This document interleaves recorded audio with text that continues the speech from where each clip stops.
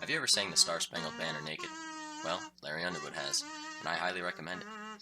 This is why you should read The Stand. The Stand is a novel focusing on the aftermath of a deadly disease that wipes out close to 99% of the population, which is very in tune to the world we live in today. The first chapter focuses on a small family that lives on a military base. The husband, Campion, works security on the base and is evacuating his family after he sees something terrifying during his shift. They are fleeing from not only the military, but the ominous force he bears witness to. Campion later arrives at a small town and accidentally spreads the virus throughout its citizens. Only one person survives, Stuart Redmond, whose immunity prompts the U.S. government to take him away for testing. In the meantime, young adult Franny Goldsmith discovers that she is pregnant and must convince her parents to help her with her situation. The storyline of Larry Underwood begins with him being consumed by his newly found fame as a musician in Los Angeles, California. Larry's head gets too big for his body, and he finds himself owing money he doesn't have to a drug dealer. Larry's seemingly last good friend talks him out of this daze, and Larry heads back home to New York to seek help from his mom. Larry Underwood struggles internally with the idea that he's, quote, no nice guy. Larry, quote, hated that voice and struggles to better himself. Meet Nick Andros. Deaf and dumb, we find him on the side of a lonely road, being beat to a pulp by a bunch of thugs and no way to scream. When his bloodied face is finally found, he is taken to the town jail where he wakes up. Quickly, he makes friends with the sheriff, John Baker. Baker feels sympathy for the boy and helps patch him up, given that Nick helps out occasionally around the jail. Seems like Nick's life is finally looking up, and soon Baker picks up seemingly just a cold. The main antagonist, Randall Flagg, described as the Dark Man, is the root of everyone's fear and worry. During the original epidemic, Flagg feels as if he had been born when times changed and the times are going to change again. It was almost time to be reborn. Why else would he suddenly do magic? Randall Flagg is also described as the imp of Satan, which makes him seem to be a magical creature who is not so human. Not much is clear about Flagg in the beginning, but towards the end he goes from being an omniscient being to something that acts more and more human.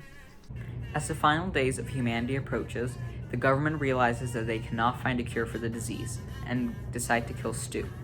With some clever thinking, Stu is able to escape the testing facility and wanders about the world aimlessly. That is, until he meets Glenn Bateman and his dog Kojak. The two of them take a short rest and discuss philosophical ideals. This is when we notice something important. All the surviving characters have vivid nightmares about Randall Flagg. Once all of the main characters and their struggles are introduced, the engineered disease takes full effect and tears to the nation. It has reached every corner of the country after a week and only takes a few days to kill someone once they contract it.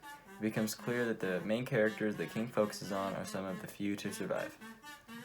Going back to Larry, after his mom dies and the disease in the novel takes hold, Larry takes a woman named Rita Blakemore under his wing, and they work together to get out of the city. However, Larry's internal demon struggles to stay quiet, and Rita abandons him. Later on, Rita tells Larry she can only go on, quote, if you're with me, which highlights a main theme of the novel, that people need people. Rita overdoses on her own pills, as if underlining another key aspect of the novel: some people cannot be helped. Meanwhile, Franny discovers that almost everyone in her hometown is dead, except for Harold Lauder, the weird kid. She doesn't really like Harold, but she decides both of them should work together as they travel across the country finding other survivors. Nick feels the effects of the plague as well.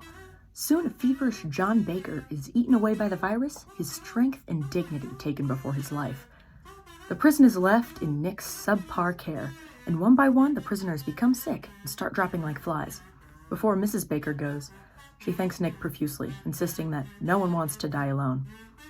As her frail body finally fails, Nick is once again alone on his own. He has lost so many people in his life, he wonders if he is destined to be the loner or if it is possible for him to find community. Nick packs what little he has and leaves the town he once found hospitable with a bitter taste in his mouth. When he comes across the first living person he's seen in a while, him and mentally disabled Tom Cullen are destined to be crewmates. This is a warning. This next section contains spoilers of the ending. Beware. Nick and Tom band together with some of the other characters along the way to Boulder, including Mother Abigail. However, after Mother Abigail leaves the community, tensions in the group rise over leadership issues and beliefs of a utopia. The group sends 3 spies, including Tom, to Flagg's base. As Harold succumbs to the dark influence of Randall Flagg, he sabotages the community by setting off a bomb, leading to Nick's death. The Dark Man, Randall Flagg's society and community, at first glance seems to be doing a lot better than what the other characters call the Boulder Free Zone. They have electricity, communications, gas, food, and everyone obeys the rules. This is, of course, because everyone is acting out of fear. The act of breaking a rule or a law doesn't get you imprisoned or simply killed, it leads to your brutal crucifixion. A closer look at this society can show that people there aren't truly happy, and as time goes on and the Dark Man loses power, people start to leave. During their efforts, Franny decides to keep a journal, where she reveals that she has a crush on Stu and does not like Harold. After getting attacked by a biker gang, Franny decides that she's going to tell Stu how she feels. Before that, however, Harold confesses his love for Franny, but Franny says no and instead asks Stu out. Harold becomes upset by this, and after secretly reading Franny's diary, where he finds out all the cruel things she said about him, he decides to play as a double agent for Randall Flagg, hoping to sabotage the group's mission and kill Franny afterwards. The book ends with Trash Can Man bringing the Dark Man an atomic bomb while subsequently dying of radiation poisoning. Flagg is stunned and seemingly comatose at this find. A ball of electricity that Flagg was wielding turns into what Ralph describes as, quote, the hand of God. It evaporates Flagg and detonates the atomic bomb, leveling the community of the Dark Man, and killing Larry and Ralph. However, it is seen that the society in Boulder is growing to embody the same negative aspects that Flagg entertained. Everything comes full circle, and that is Stephen King's final message. People never change. Which is kind of depressing, but a sobering reality. The forces of good versus evil are very prevalent in The Stand, exploring how humans may fall victim to selfish and violent tendencies rather easily. People are naturally drawn to others, and that will inevitably create society and all the flaws that come with a society. This ebb and flow of the universe, Ka, is actually a recurring theme in King's novels. He accentuates how humans are bound to repeat their mistakes in an endless cycle. Another meaning of the work as a whole is that people need each other. This is seen through our characters, both the good and bad ones. For example, Harold and Nadine, who are considered corrupt characters, actively search for relationships, even to the point where they trust Randall Flagg, believing him to be their friend. Other characters, like Larry and Stu, claim that they are searching for survivors because the hardest part of the epidemic is, quote, being alone, being lonely, end quote. King 464. Even Randall Flagg needs other people to help him with his plans. Through these characters, King is able to stress the importance of strong bonds and relationships.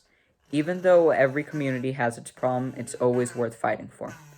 Now, more than ever, this message resonates with our modern world.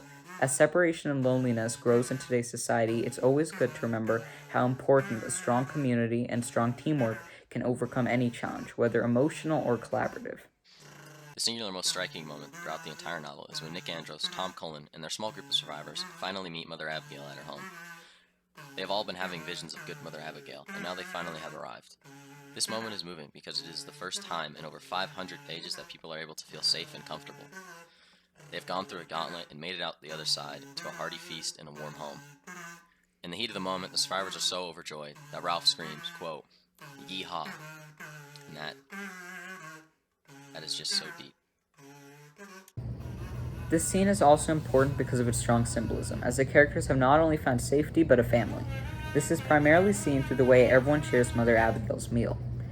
As King describes, quote, "There was little talk during the meal," end quote, but instead it was full of the sounds of, quote, "chomping jaws and little grunts of pleasure," end quote, King 625.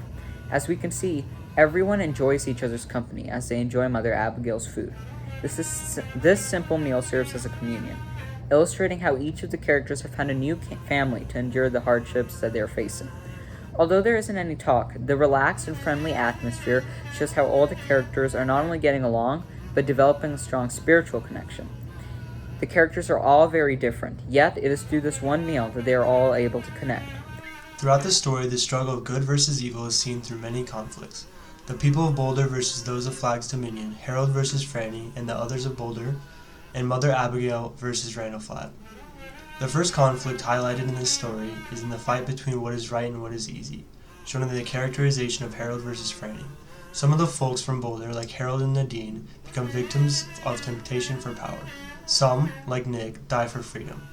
Harold and Nadine, once pure-hearted, become corrupted with the ideals of the Dark Man and plan to sabotage the development of the new, free society. All of the survivors have dreams of both Mother Abigail and Randall Flagg, which allows the two groups to assemble themselves even though there are limited communications and survivors are spread out across the country. The conflict is not only physical, but is within every survivor who is deciding what they want society to look like as it reforms and who they want to be their patriarch. Mother Abigail embodies the ideals of good, believing in kindness and freedom. Flagg, however, embodies darkness and promotes chaos and sin. Most people would say that there is no way a dictatorship can meet the needs of both the individuals and the community as a whole. But who rules this post-apocalyptic world boils down to how the free and the morally correct society can stand against the dictatorship hell-bent on destruction with a disregard for ethics. The Stand is a science fiction and fantasy novel that follows the aftermath of a deadly plague. It's an amazing read whether you love action, philosophical discussions, or just some good old-fashioned drama. Besides its interesting plot, the story also delves into important issues around ideals of good versus evil, the value of community, and the idea that both the vices and the virtues of humanity are omnipresent. So if you ever find yourself yodeling the Star-Spangled Banner from the high heavens in your birthday suit during a pandemic, please make sure you're socially distanced.